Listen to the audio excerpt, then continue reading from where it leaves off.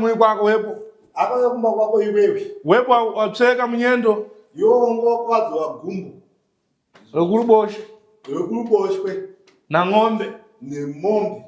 Ndizo zose bro. Ujifita kupita kudimba. Uchienda kumunda. Ndizo zose bro. Umwe kumfata. Kokuno. Mulapaji adalega yona titia wache umwe. Uwe akafanwa nanza ziage wanzi mkomo wako wakwara bro. Umwe katakashe nikapite kuona alapaji wanga. Uwe akati gani nona mkomo wangu. Kufika kule na nkazi wache. Kusika koko ni mkazi wake. Wepo kwa pasa nyumba kugona. Yoko hapa imba wakati rarai Busiku anagona umwemu. Usiku wakararai mumu. Zashika kunze kwa ala kuchena doshola. Wasuka kumatuo kwa kuchena. Umwe na nkazi wake kulamuka kupeza mwana balide. Uwe akazomuka akaona mwana pasine. Pangana gona. Pangakara. Ukuzidzira zvimwedzo? Ukuzidzira izvo. Zvinotenderana. Pamui pako wepo. Pamba pako iwewe. Pazvidachitika zvimwedzo. Pazvikaitika zvinhu izvozvo. Umweyu uyu na nkazi wake nemukadzi wake kufungura gonzi, kuvhura dhoo, kuchoka panja, buda panze, kuona mwana ule ali panja, kuona mwana uye ali panze. Wepo ndio ng'ono tamwana kupita kumba ka ngoma kuti funa kuona ngoma biki ukutadza nekufamba kuenda kuna mukoma. Pane patikambofamba saka takanzwa kuti mukoma wakabata zvinhu zvekushandisa vana. Umwe uyu ndiana zvintu. Hanzi vava vane zvavanoshandisa vana. Upeni mwana. Wepo mzukuru wanga. Iwewe mzukuru wangu. Ndifuna ndireve. Ndoda kuti ndikuudze. Umwe ndimudziwa lini? Uyu andimuzive. Ndifuna ndikuuze kuti umwe alibe chintu. Ndoda kukutsanangurira kuti uyu haana chintu. Wamva? Ngunzvisa. Kugusikana lini? Hausi kugusikana here. Hansanda kugusikana panonetsa because pane nyaya yakatobva kuitika tafambira pano. Nada. Nawe Come to Raphael Signs, where we transform your everyday moments into extraordinary memories with our bespoke mug printing services. Whether you are looking to immortalize a cherished photo, celebrate a special occasion, or promote your brand with a personal touch, our high-quality custom printed mugs are the perfect solution, which are ideal for gifts and corporate giveaways. Choose Raphael Signs for your mug printing needs. Call us now on the number on your screen for a free quotation, or visit us at 91 Livingstone Avenue, corner 8th Street, Shilo Building, Harare, Zimbabwe.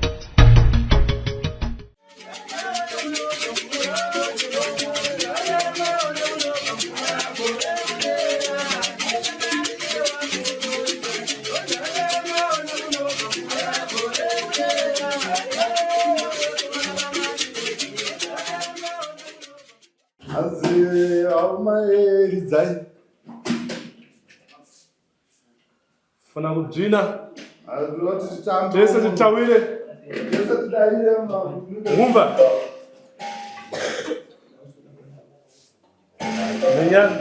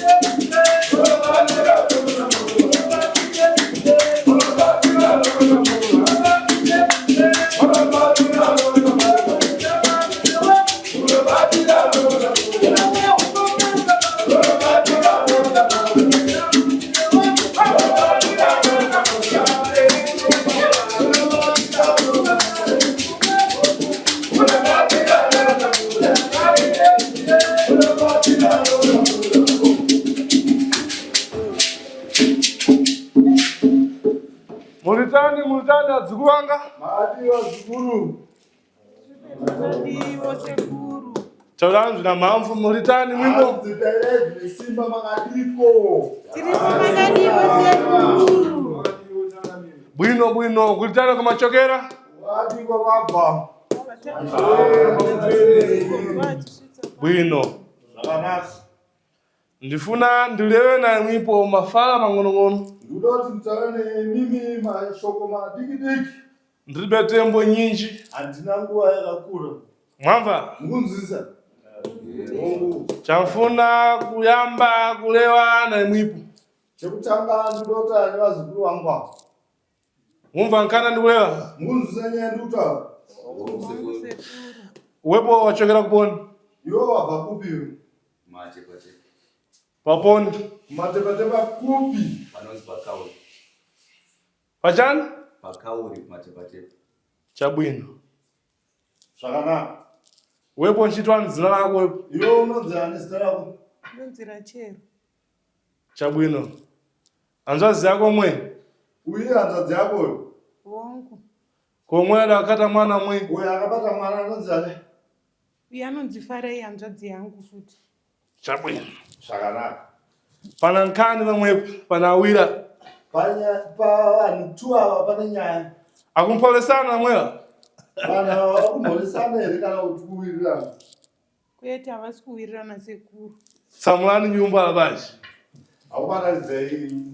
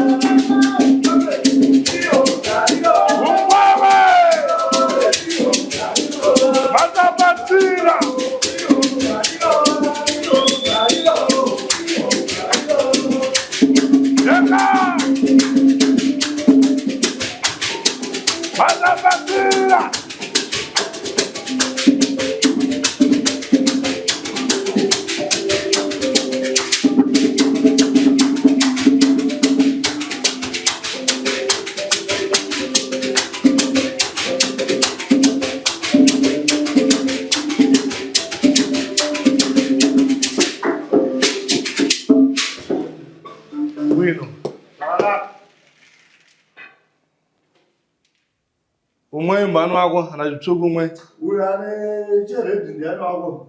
Muning'ina wangu.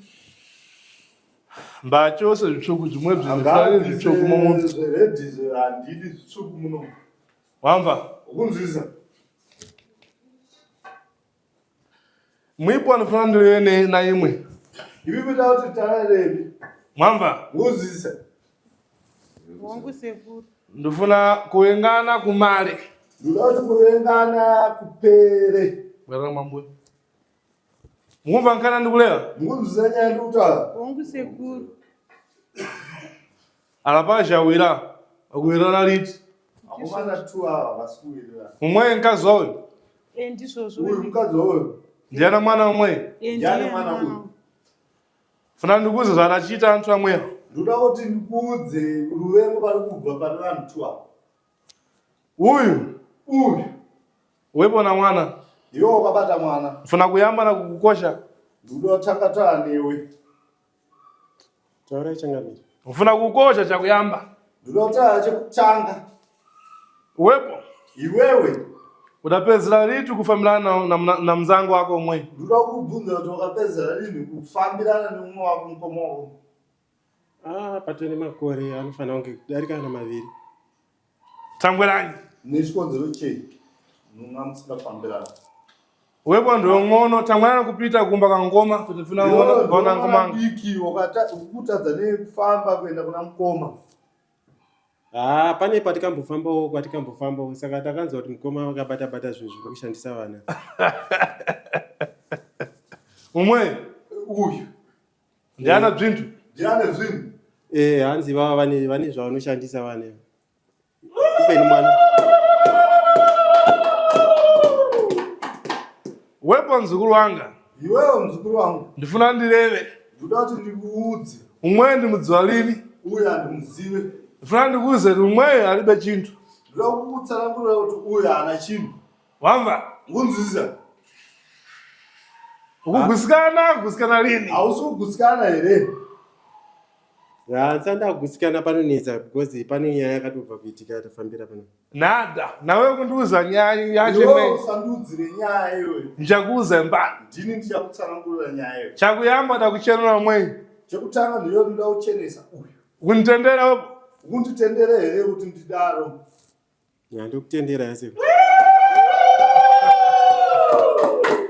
Chabwino tsamulani pang'ono alabashi. Hanzi imba yevarume.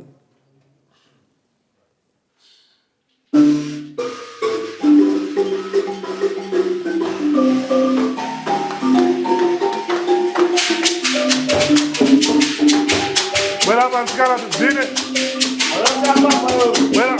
Bwera.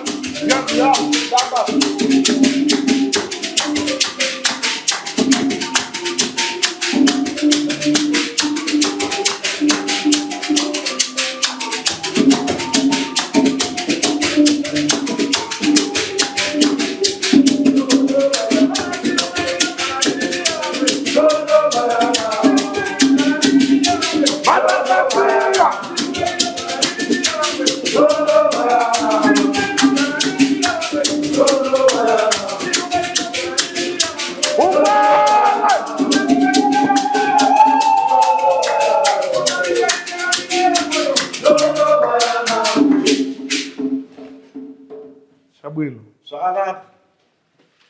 Wepo mfuna kuyamba kukupasa mvunzo wepo. Ndinotanga kubvunza iwewe. Wamba. Unzwisisa? Umwe mlora. Uyu muroora. Mbachoke mbapito. Ngambosuduluka panapa. Sita uko tifuna tileve nkani za mmui. Ndoda kuti titaure nyaya dzemusha.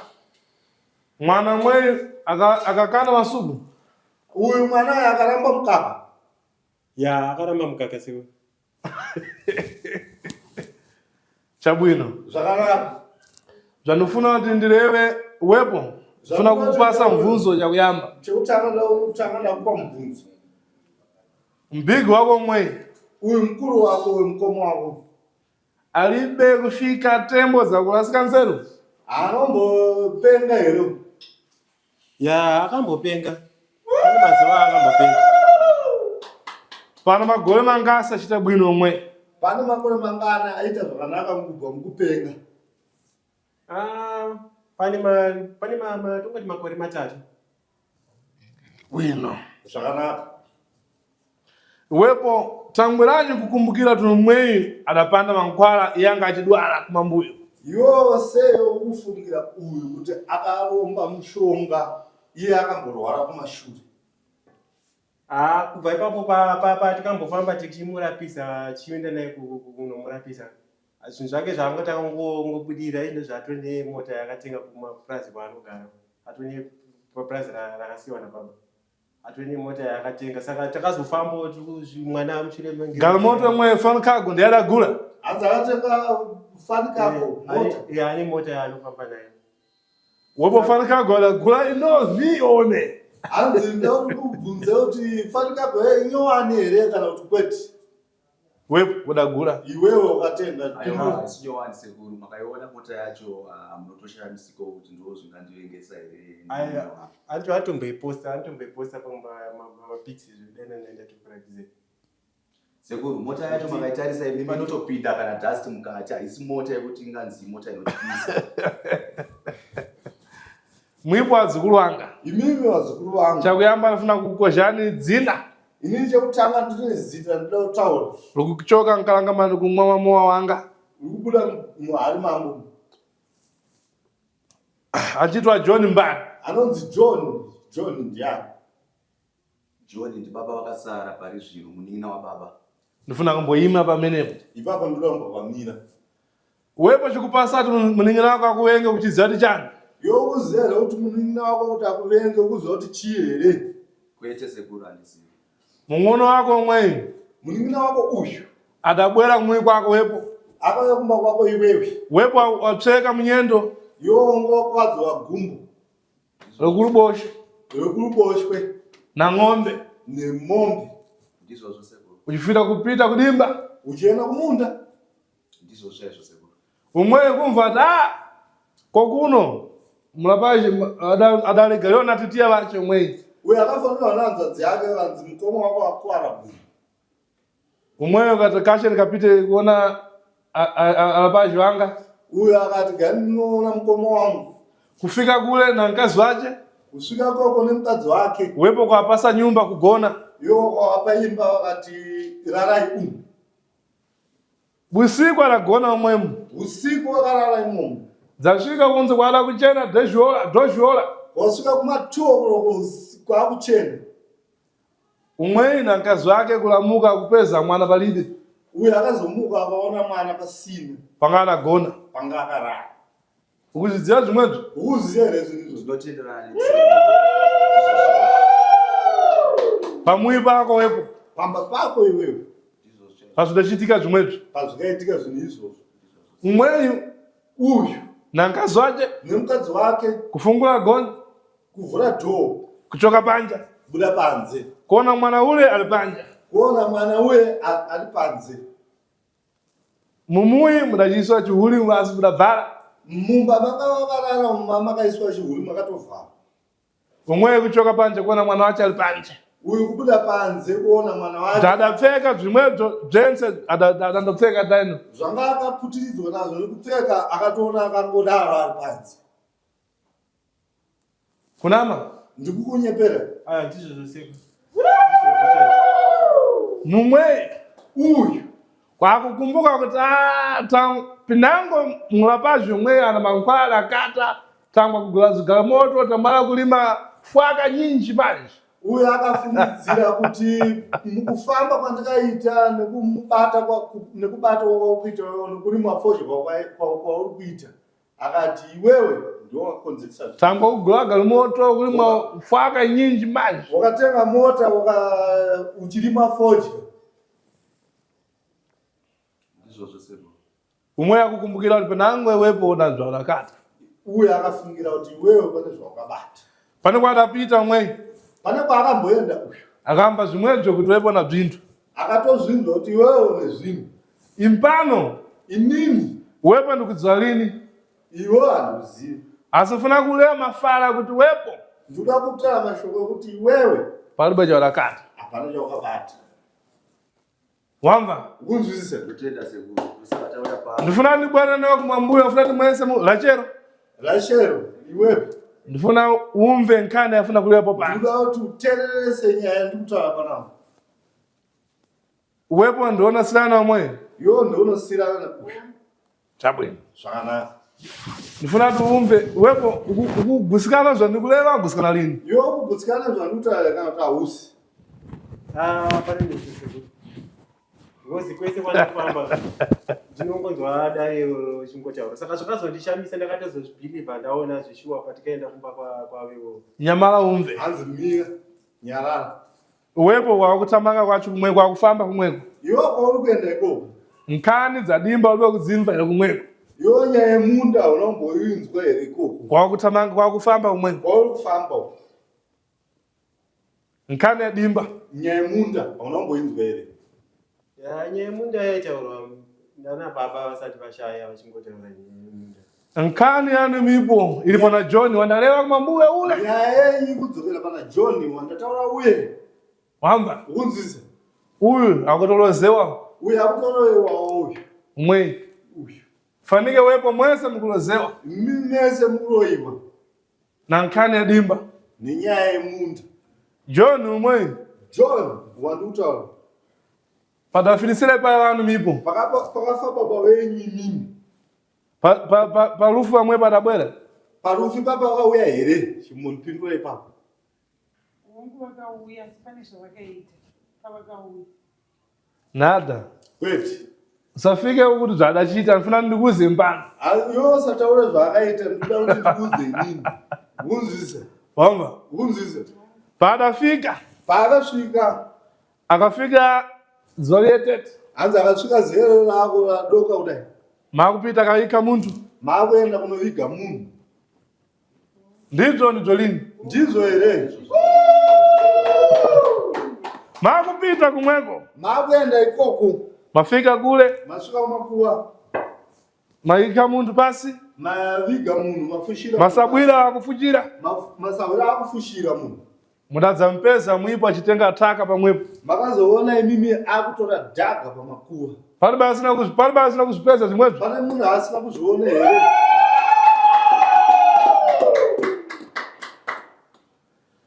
pamwepo ndipakuchoka nkhani imwe yese imweni ipapo ndo pane nyaya ishi yese yamukutaura mipo alapazhi mulawiri imimi wapavana muri 2 mphepo imweyi makadza kukatana mwipo makatadza kubatana imimi muchasauka muchatambura mumankhani kulera mukunzwisa nyaya ndikutaura mwipo John umweyo John uyu afuna lini mipo mukatane mwipo John haasi kuda kuti mimi mubatane mimi makandokatana basi muli awiri makambobatana muri 2 akuzati mwipo makatamanga makachatane mudzamukunda akuziva kuti mimi makamhanya muri 2 makabatana munomukunda iye amfuna lini zvimwezvo iye haasi kuda izvozvo mumankhani ndikulera mukunzwise nyaya ndikutaura samulana lapazhi arume ridzai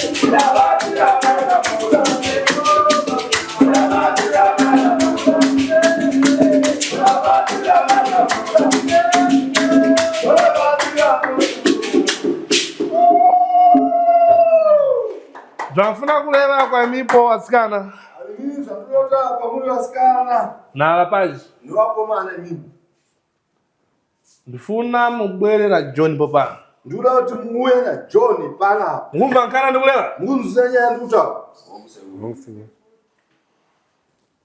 mumuligalilisa panopa ndikuda kuti mumufonere kana kutaura naye abwere auye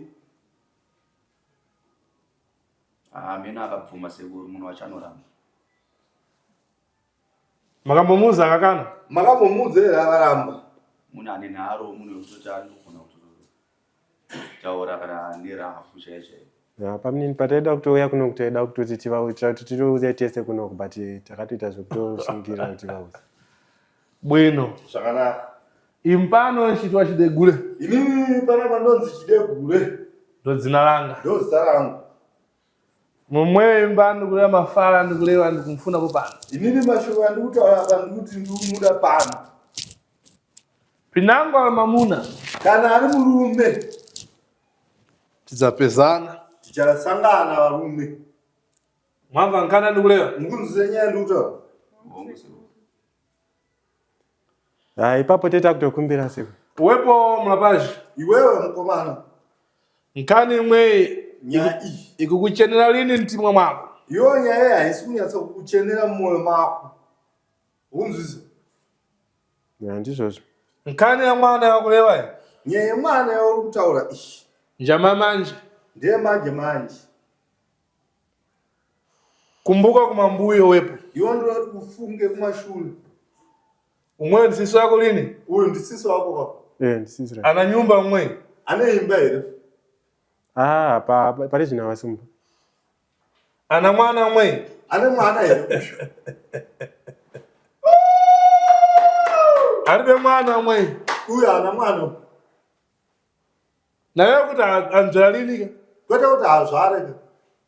Atabereka awa.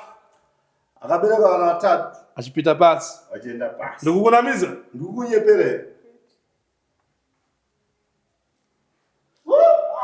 Uwepo. Iwewe. Kumbuka kumambuyo. Ndikuda kuti ufunge kumashure. Wamva? Unzwise. Nawe kufunga bvutu la bwera lerwe. Ndikuda kwete kuti kufunga dambudziko ravaya nhasi. Kuti uwenge mwanzako. Kwete kuti uwenge hama yako. Wamva? Unzwise. Bvutu limwe layambira kumambuyo. Dambudziko iro rakatangira kumashure. Uwepo uli mng'ono na uyu. Iwo uri mwana mudiki pane kusho. Ndizvozvo. Wamva? Unzwise. Ndizvozvo. Umwe bvutu limwe anzvija mtima umwe. Munhu yakutozvidya mwoyo hanzvadzi yako. Angona lini? Haasi kurara. Na nkani zimwezi. Nenyaya dzakafanana nedzidzi.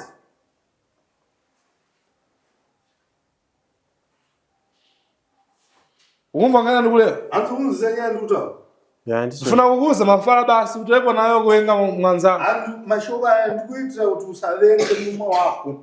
Kufika John achibwerapo pano. Kusvika John auya pano. Aleve yekha na mkama wache. Ataura yega nemuromo wake. Moyo mwako usununguke wepo. Kuti mwoyo wako iwo usununguke iwepo. Pankani ya mwana wako umwe. Panyaya yemwana wako. Zvidachitika. Zvakaitika. Nawe umwe. Kwete uyu. Makadaro sekuru munemba tisunungura. Manje hatizivi kuti munotibatsira here kuti bamunini vacho vauye. Ambwera papano. Hanzi anouya pano. Ndifuna kuti mpinde mtale mwanga. Ndinoda kuti mupinde mudare mangu. Popano matadza kupita mamuye tango mula nyinji manje. Matadza kupinda imomwe nechikonzero kuti makawandisa. Mwamva? Munzwise. Msikana umwe. Uyu musikana uyu. Amfuna muyi. Akudawo musha. Akhala muyi mwache. Agarowo mumba make. Nawe mundodzala vana. Mundodzala vana. Kubereka vana. Ali pamuyi. Ali pano. Achita ngati mtengo undodzala vana wekha palibe mkono. Kwete kuti unge muti unobereka vana pasina mkono. Choka kumedzado umwe. Umva nkana ndikulewa? Munzwisa nyaya ndikutaura. Hongu siku.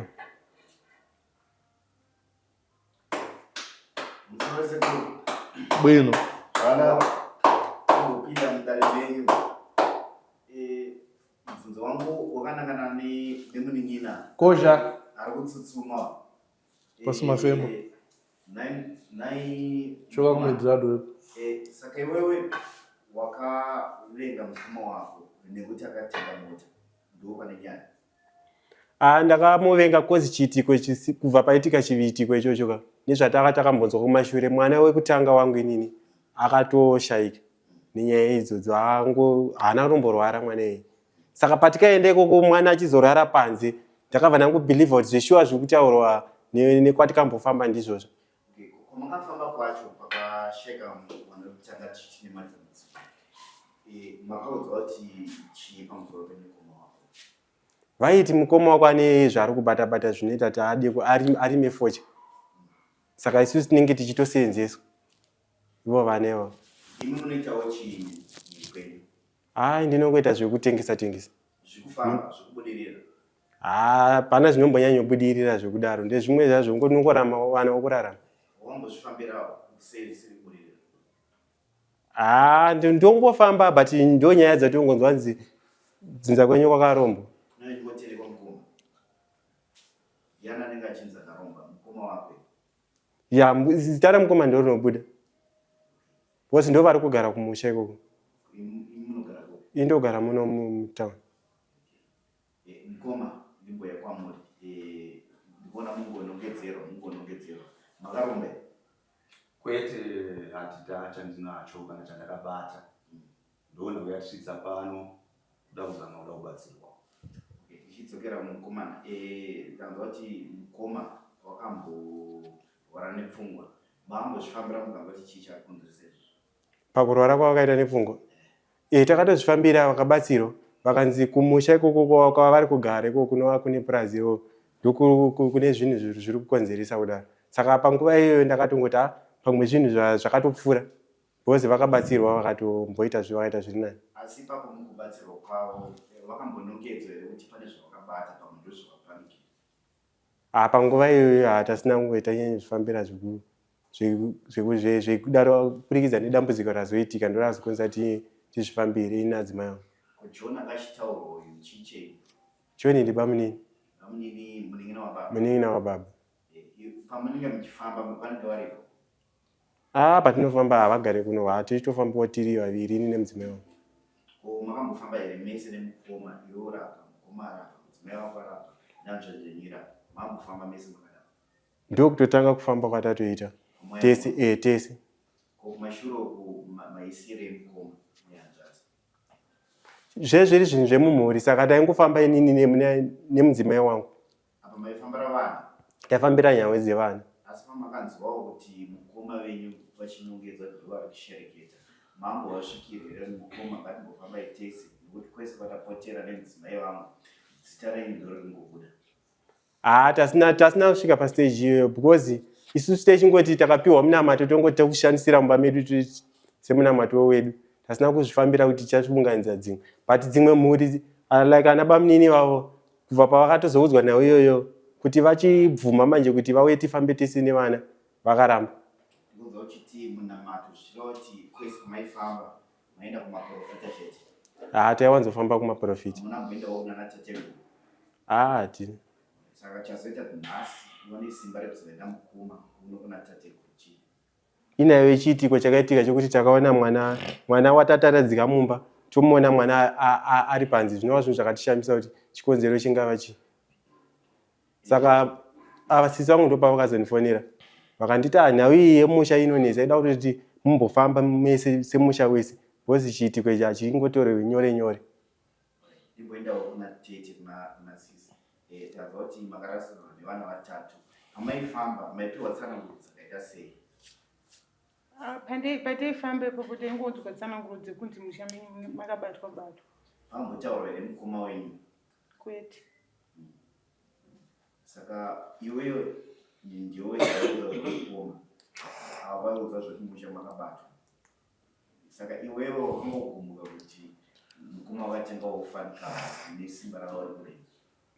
Ndizvo zvatinokwanisa kuona chokwadi here kuti zvinoona kudaro, but donge bamunini vacho vauya bozi handingambofungidza kuti bamunini vangava vaine zvavakabata. Asi zvamauya kunova sekuru chideko, pane pavapotsa here kufamba kwese kwamakaita nezviri kuitika muupenyu hwenyu mese makadai so? Pane pavapotsa here pavamunoti aiwa kusekura pamakanganisa? Pane zvavataura ndizvozvo zvaizvo zvakaitika chaizvozvo. Ndinotenda sekuru, ndiraini. Ukaona yuko mulapashi wangu achireva hanziwo mukoma wangu wachitaura chikumpasa ukasha mwedzi achani chikumpa hasha urikuzoti chii? mwana padagona panja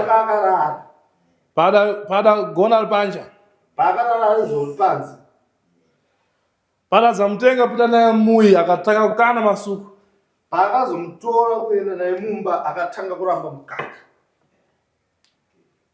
kuchita 3 dia kuita 3 days nawe masuku asina mukaka. Ndizvozvo. ukampasa mazi achimwe, Ukampa mvura chino, ukatenga mankhwala ukagula mikaka imwe ya mabhanga ukampasa, ukatenga mukaka wokutenga kumupa ini ndikunama ndikuyeberere. Ayo ndizvozvo chaizvo.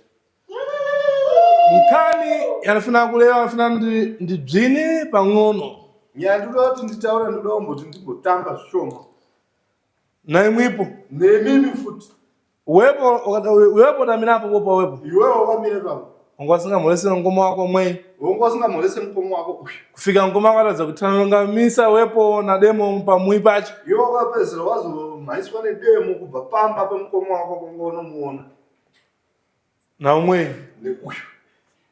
afana kukata na demo mwe Haida kutema ndemwe ulibe kusimba kutamanga tokukwaza pasina kusimba kutiza haida kutema. umva Unozisa Ndizvozvo. zvidachitika adzukulu anga zvakaitika wazukuru wangu. ndifuna kuti wepo mpholisane namwe katanani manja pamwe Ndoda kuti mumhoresane so izvezvi papa. mulekererane popa mukulanolekere popa zvidachitika wepo wakumbukira mwe nawe zvabwino zvimwezvo Iwe waifungira waya zvinhu zvakanaka. Ndoda kuti mumhoresane apa izvezvi batanai maoko aya. zvidakuchenera mtima wepo Zvakakuchenera here kuti ubatane nemukomo wako? Nyandobatana naye mukoma wangu hapana. pamafala ndaleva pana zvaufuna kukozha panango kuwedzera Pamashoko yandataura pane zvakuda kutaurawo here kana kuwedzera? Aiwa hapana sekuri ndizvozvo zvamataura. tifuna John abwera Toda kuti John auye papi wamva kunzwisa ugusikane nkana ndikuleva mwe unyatsogutsikana panyaya yekutaura ichi. paya wako wepo adafiniseri nkhondo yawo na John adaisiya ilipo Baba wako pawakafa iwewe nyaya yana John iyi akaisiya ipi? Andiunzwisa. mwamva Unzwisa. makataza kuzvikazisa zvimwezo umwe afiniseri Makatadza kugadzisa nyaya ye uyo akufa. John akufuna dimba limwere John arikuda prazi iyi. Saka vasekuru ndimbobvunza. kosha Taura. Zvichireva kuti John asiri here angava ane chekuita nekutsakatika kwa baba vedu. inde ndi umwewa Ndiye nkhondo yo imweyi nyaya iyi. paya wako wepo Baba wako iwewe. alibe kufinisira munyumba wepo Baba wako anofira mumba. iwepo Iwewe. wamva Unzwisa. ndofuna kuti ndikubvunze uyu Ndoda kuti ndibvunze uyu. padafinisire paya ndiangana payo Pakafa baba wako wewe ndiyangana baba wako. uchibva kushamva Muchibva kushamba kutaniziwa komweko unobatsirwa ikoko. ndikukunamiza Ndikukunyepera. paya wako adafinisire museu wepo Baba wako wewe wakafira mumugwagwa. ndikukunamiza Ndikukunyepera. mwese mudatamanga kuti Ne. payo wachite bwino Mese makamaya kuti baba waite zvakanaka. zvidakana Zvakaramba.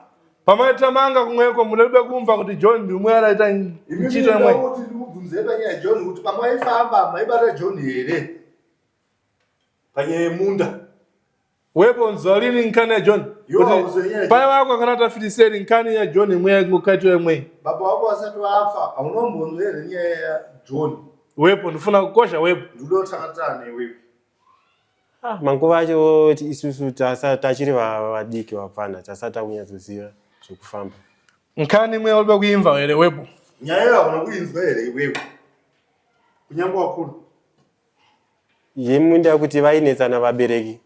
ya John na paya wako wepo Ya John na baba wako. Ya ndakanzwa kudaro. Ndakanzwa kuti vanenge vainetsa. ndifuna kungubweresa pana John aliye wepo chimva wakula lini Hanzi ndoda kuti John auye pano ataurewo uchinzwa handiti wakura. uchizvimvera weka Uchizvinzwira wega iwewe. unzvifuna Ukuzvida here. Ndizvozvo ndozvatiri kutoda chaizvo. chabwino Musvauchenesa. impano mwipo ndikufuna mubwere kutale Imimi ndikuzoda kuti mupinde mudaro. mwamva Munzwisa. ndifuna ndikupasani mankhwala Ndoda kukupai mishonga. mukamutenge mulapa zvimwe mubwere naye Ndoda popa kuti John munomutora muende pano. nawedzo maswera zvakuchiita Kwete zvokutamba zvikuitika. makapesana mwipo alapazhi Makapesana imimi vakomana iyi. bzinthu bzanu bzese bzapita mtengo Zvese zvaenda musango. Mwamva? Mukunzisa latuta. Impepo yomwe nawe mpepo ya bwino kufuna kukupesana Impepo yoyo ndisaka tibate naye maoko apa. Wepo kumbalegero mkomo wako mwe. Hanzi wewe ndo wanduda tutango kumbelegero mkomo wako.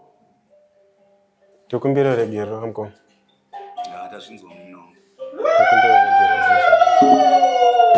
Zvidachitika. Zvakaitika. Ndikutenda nsikana umwe. Uyu ndo wandikutenda musikana. Tangwa patachitika nkhondo ya lapaji yawira. Pakatika nyaya yako mana hondo yako mana wawira. Umwe alibe kutura diwi. Uyu anatora site. Adalewa ta anzazi zanga. Akatawa kuti anzazi zangu. Tipitendi tamange timve tinkani imwe kuchokera papono. Akati ngatifambe tizoti nyaya iyi kumbobva papi. Mumva? Mukunzwisisa. Impano ndamalizirapo pano mwipo tenda anzazi yenyu imwe. Ini ndaperera panapa ndikuda kuti mutende hanzadzi iyi. Mumva? Mukunzwisisa.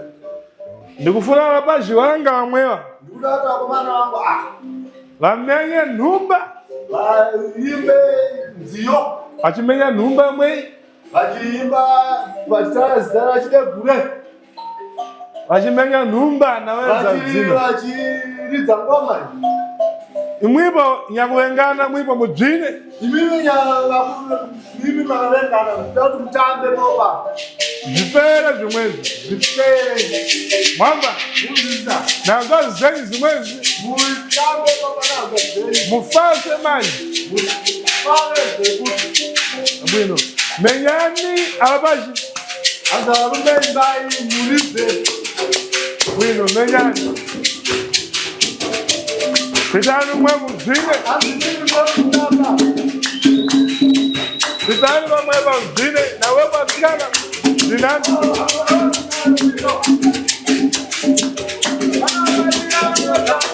Bwino. Zinani.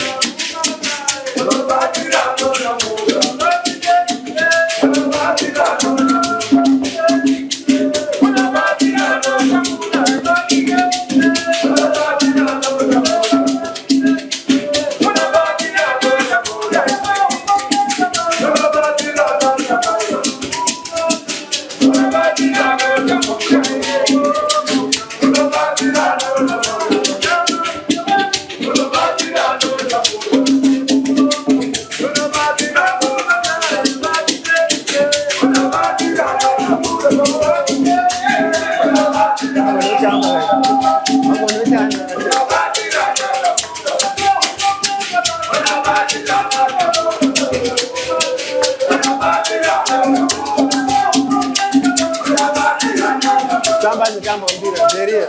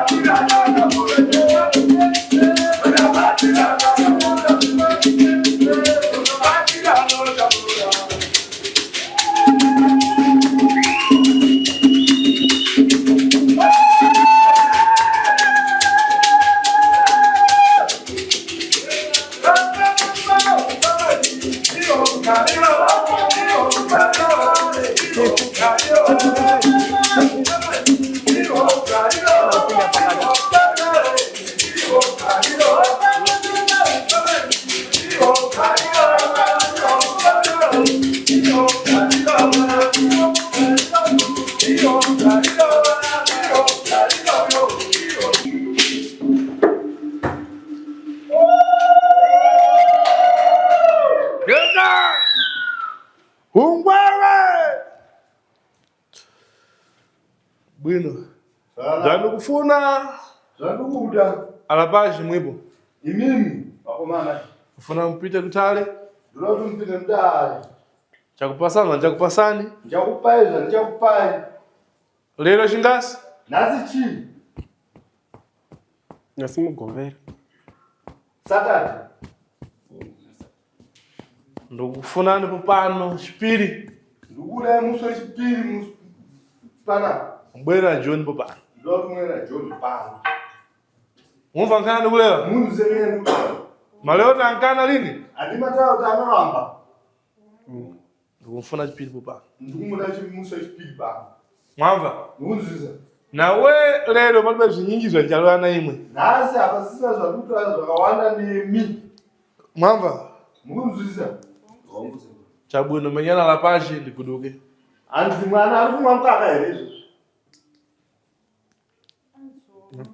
Pana mpasa mankwala zvachita. Handisi kana mupa mushonga mwana ari kumwa mukaka here. Anga akunwa makusenana. Bwino. Mumwe masuku akumanga. Mwamva? Iye mushonga wana mupa ari kumwa mukaka ndikutozviziva. Zvimwezo zvizokorera lini asi nkani imwe kuti male. Ndikufuna mulapashi abwere John. Asi nyaya yekuti ipere ndikuda John pano. Mumva nkani imwe? Mukunzwisa. Chabwino mpanda kuguduka ndikufuna muzabwera kutale mwipo mpinde ntale umwemu ndikupaseza ndikupasa muguduke kunche kudachenda. Hanzi nini ndatopedza izvana zvakuti ane mi zvakawanda. Ndoda kuti muzopinda mudare. Ndokupai zvandichakupai. Ndikuda varume ridzai ndiende. Amusorese musati mavharadari. Yakabvunza munin'ina kuti zvazvipira kurekerera mukoma pajekerere. Ndezvemachokwadi here kana kuti waida kungofadza pajekerere asi uchiziva kuti pauchazobva panapa mucharamba makaremerana mukana namukoma. Aiwa, ndaremuregera nemwoyo wangu kuburikidza nekuti sekuru vataura chokwadi kuti John wacho ndiye ari kukonzeresa. Saka ndamuregedza kuburikidza nemwoyo wangu wese. Tinotenda nekuti muri mukoma nemunin'ina mufane kuparadzana ndimi mhuri yacho yakasiyiwa nababa. Mufane kushanda makabatana kuchengetedza chii mhaka yababa venyu nedzevana venyu vari kutevera nekuti mimi mukarwisana kana vana venyu kana vana vehanzvadzi yenyu vanozoita sei. Saka ndinotenda nechiitiko ichi chaitika nhasi wakumbura mukoma pajekerere uchirevesa nemwoyo wese. Tinotenda. Chabwino alapashi anga. Vakomana vangu zvakanaka vakomana vangu. Menyani nhumba. Vaingoma kwete zvokutamba. Ndakuguduka nzvinani mufasi. Hanzi tambai kumbare. Chabwino ndakuguduka mbanga.